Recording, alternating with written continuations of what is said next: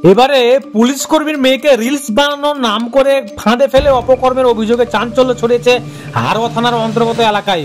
অভিযুক্ত ইউটিউবার অরবিন্দ মণ্ডল, সেই বিখ্যাত ইউটিউবার এবং ফেসবুকে অনেক ফ্যান ফলোয়ার্স রয়েছে।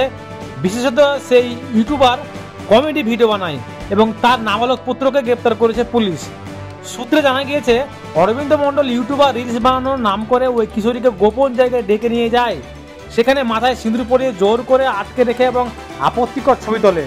পরবর্তীতে সেই ছবি ও ভিডিও ব্যবহার করে মেয়েটিকে ব্ল্যাকমেল করতে থাকে অভিযুক্ত। ঘটনার পর কিশোরীর পরিবার পুলিশে অভিযোগ জানায়। দ্রুত তদন্তে নেমে হারোয়া থানার পুলিশ অরবিন্দ মণ্ডল ও তার পুত্রকে গ্রেপ্তার করে। তবে স্থানীয়দের মধ্যে তীব্র ক্ষোভ ছড়িয়ে পড়েছে। অনেকে প্রশ্ন তুলছেন, আইনের শাসন কোথায়?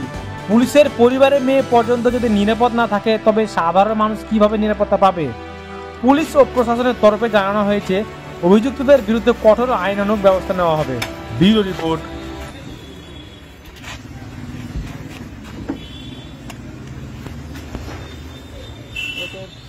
নামটা জোরে বলে দিকে তাকিয়ে।